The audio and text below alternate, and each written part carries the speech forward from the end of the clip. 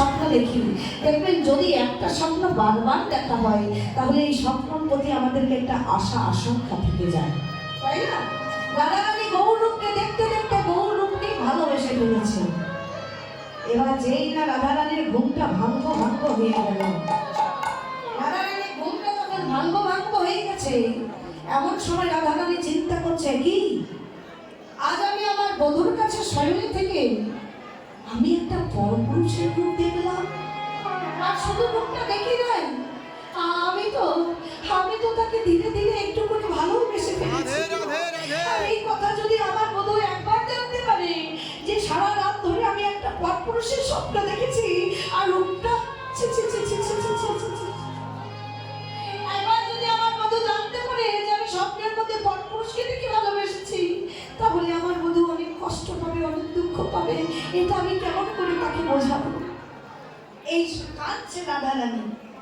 যেই না রাধারানী কেঁদেছে বাবা, গোবিন্দ তো সব সহ্য করতে পারে না, কিন্তু ভক্তের নয়নের জল সহ্য করতে পারে না। যেই না রাধারানী কেঁদেছে, গোবিন্দ রাধারানীকে উঠিয়ে বলছে, রাধে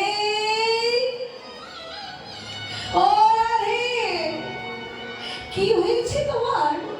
তুমি এমন করে কাঁদছো কেন রাধে? রাধারানী বলছে, বধূ আমার অন্যায় হয়ে গেছে বধূ। জানো বধূ, আমার কোনোদিন এমন হয় না, আমি কোনোদিন কোনো বৃন্দাবনে কোনো পরপুরুষের মুখের দিকে তাকাই না, কিন্তু আজকে হঠাৎ করে আমি স্বপ্ন দেখেছি একটা অপরূপ পুরুষ, আর সেই অপরূপ পুরুষকে দেখে আমি স্বপ্নের মধ্যেই তাকে ভালোবেসে ফেলেছি, স্বপ্নের মধ্যেই ভালোবেসে ফেলেছি। ও বধূ, এখন আমার কি হবে? তুমি আমাকে কি দোষারোপ করবে বলো বধূ? গোবিন্দ বলল, রাধে কেঁদো না রাধে, কেঁদো না। আসলে তুমি স্বপ্নের মধ্যে যে রূপটাকে দেখেছো, এই রূপটা অন্য কোনো পরপুরুষ নয় গো রাধে, ওই রূপটাই হচ্ছি আমি। রাধারানী বলছে, না না না না, ওটা তো তুমি হতে পারো না, কারণ আমি তাকে স্বপ্নে দেখেছি, সে হচ্ছে আজ অনুলম্বিত ভুজ সোজা। তুমি তো বাঁকা শ্যাম, তাই না? তুমি তো বাঁকা শ্যাম, কিন্তু আমি যাকে স্বপ্নে দেখেছি সে হচ্ছে সোজা। তা তুমি বাঁকা থেকে সোজা হলে কি করে? রাধারানীর কথা শুনে গোবিন্দ বলছে, জানো রাধে, এতদিন দাপর যুগে আমি নিজে বাঁকা হয়ে দাঁড়িয়েছিলাম বলে আমার ভক্তরা সবাই বাঁকা পথে হাঁটতে গিয়ে তারা গোবিন্দ পায় না। আমি নিজেও সোজা হয়ে দাঁড়াবো, আর আমার পরিহত ভক্তদেরকে সোজা পথে হরিনাম দিয়ে তাদের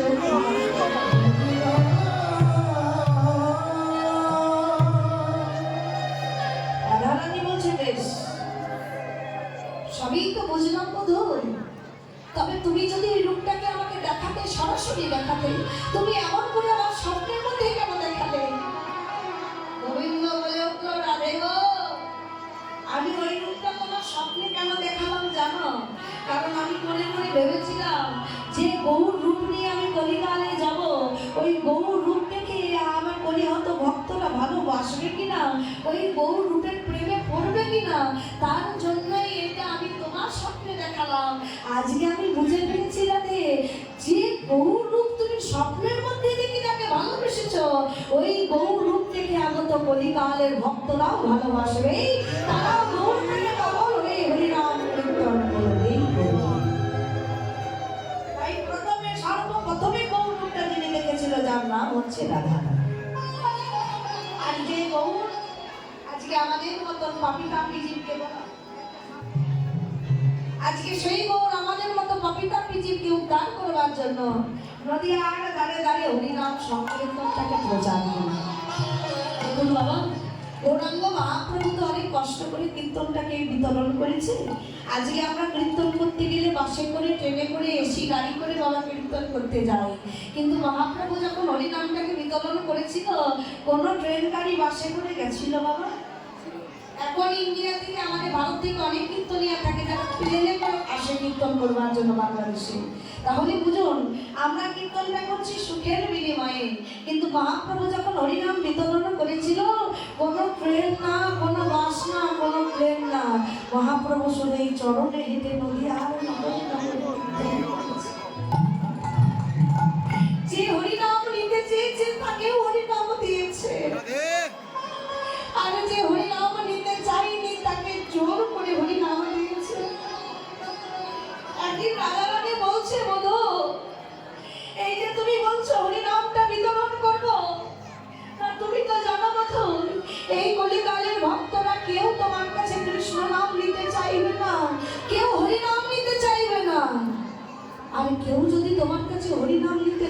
তাহলে তুমি কি করবে? গোবিন্দ বলল, রাধে, যদি দেখি কোনো ভক্ত আমার কাছে কৃষ্ণ নাম নিতে চাইছে না, রাধে রাধে রাধে, আমি আগে ভক্তের হাতে ধরবো। ভক্তের হাতে ধরে বলবো, তোমরা একবার কৃষ্ণ নাম করো, একবার হরি নাম করো। আর হাতে ধরেও যদি দেখি যে তারা তাও হরি নাম করছে না, তাহলে যে কাজটা আমি বড় ভালো করি না, যখন দেখবো ভক্তরা হাতে ধরেও কৃষ্ণ বললো না, আমি অবশেষে ভক্তের দুটি রাঙা চরণ আমার বুকের মাঝে নেব। ভক্তের দুটি রাঙা চরণ আমার বুকের মাঝে নিয়ে আমার মনে করলে হতো একবার বলো বলো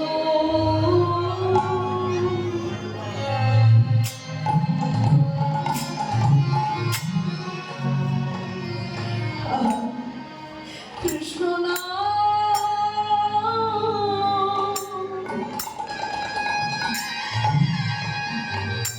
কৃষ্ণ নাম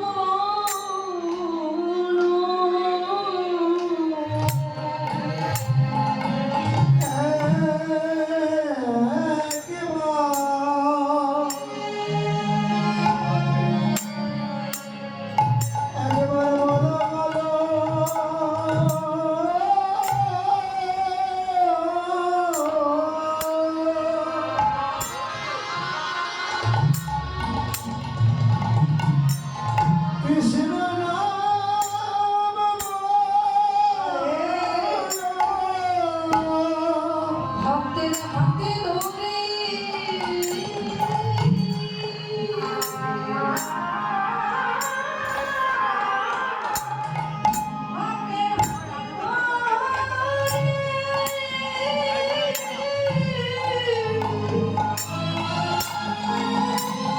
ভক্তের পায়ে পড়ি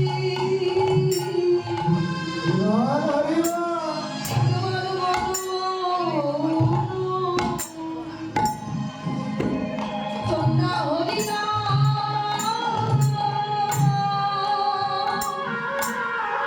হরি নাম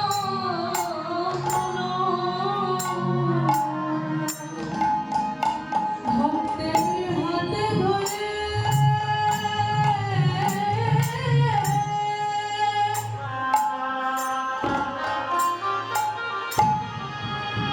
ভক্তের হাতে ধরে গাই হরি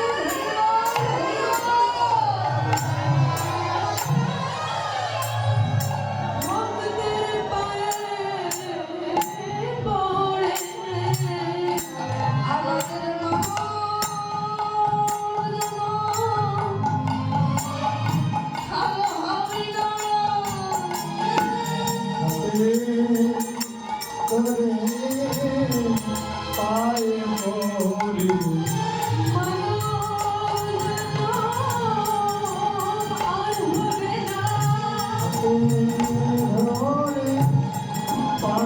পড়ি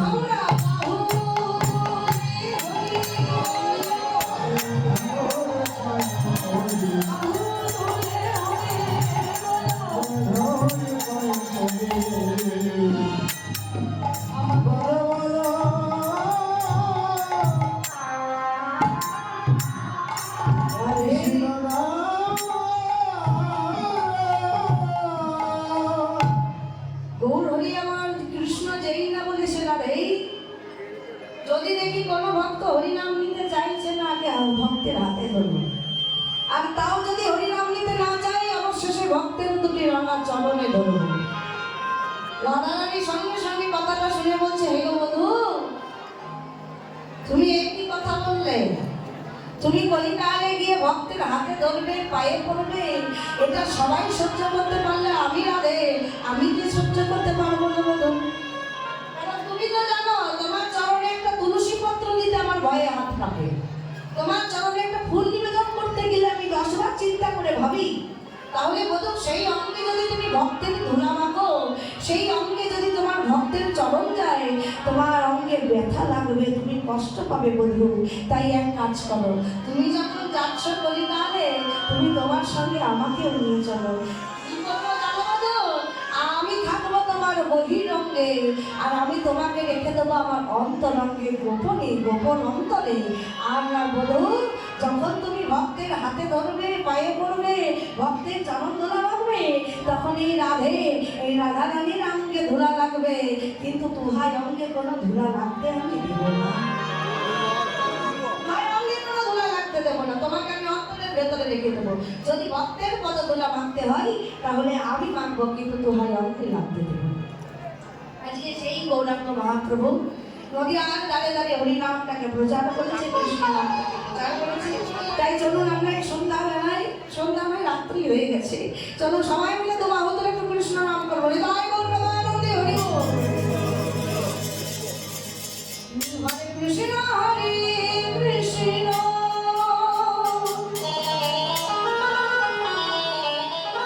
কৃষ্ণ কৃষ্ণ হরে হরে, হরে রাম হরে রাম, রাম রাম হরে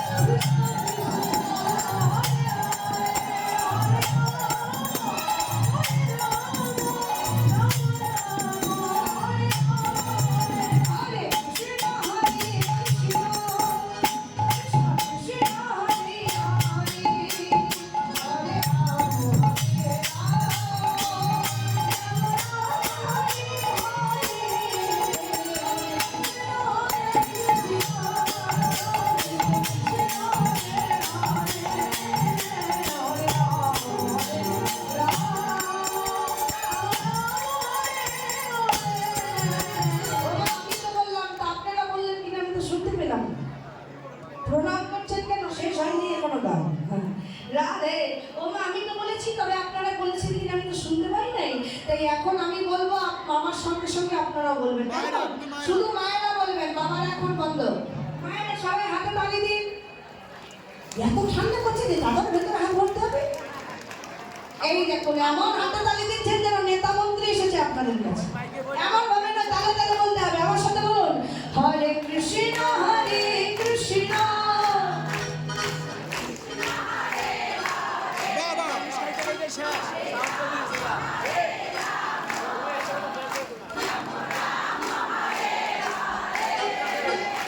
বলছে, সবাই বলছে ঠিকই।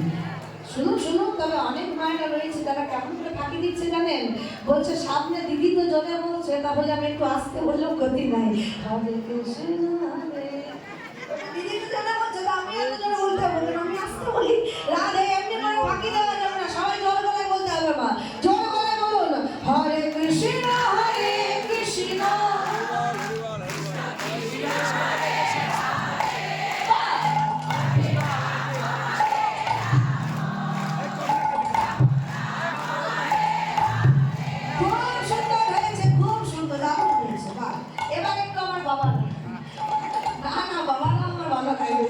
বাবারা যারা বসে আছেন, নিচে বসে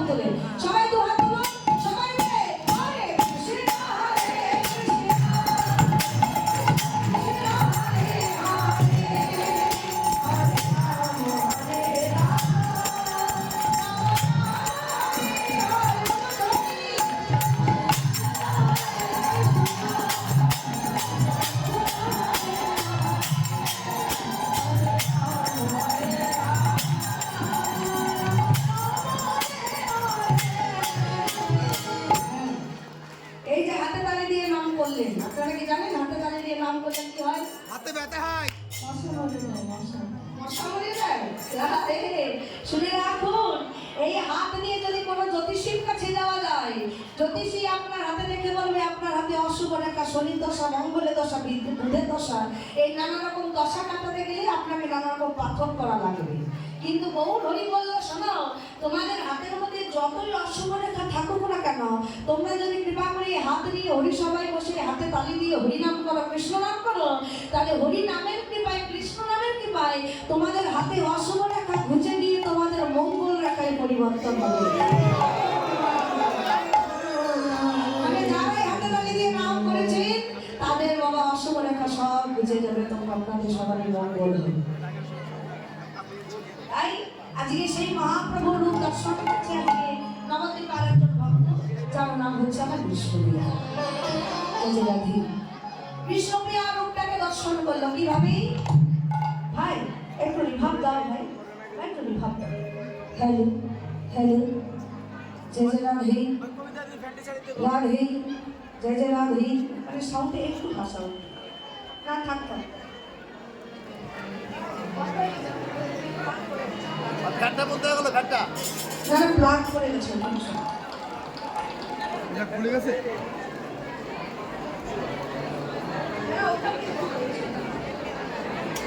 রাধে রাধে। আস্তে আস্তে আজকে নদিয়ার কৃষ্ণপ্রিয়া সুরধনী গঙ্গাতে বাবা জল আনতে গেছে। আস্তে আস্তে আজকে কাকে কলসি নিয়ে সুরধনী গঙ্গায় জল আনতে যাচ্ছে কৃষ্ণপ্রিয়া।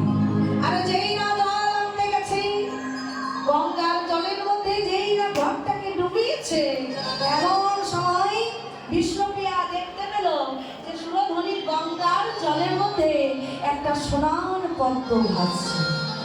এই সেই পদ্ম নয় বাবা, আমরা যে পদ্মগুলি পুজো করি সেই পদ্ম নয়, সোনার পদ্ম। বিষ্ণুপ্রিয়া মনে মনে ভাবলো যে আমার বাবা তো বিষ্ণু ভক্ত, তাই আজকে যদি এই গঙ্গার থেকে আমি সোনার পদ্মটা একবারে নিয়ে গিয়ে আমার বাবার হাতে দিতে পারি, তাহলে আমার বাবা আজকে বিষ্ণু পূজার জন্য এই সোনার পদ্মটা সেই বিষ্ণুর চরণে অর্পণ করবে।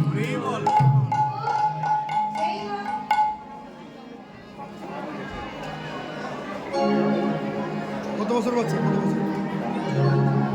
আচ্ছা, একটা বাচ্চা হারিয়ে গেছে, এখানে পা আছে, বাচ্চাটা কান্নাকাটি করছে।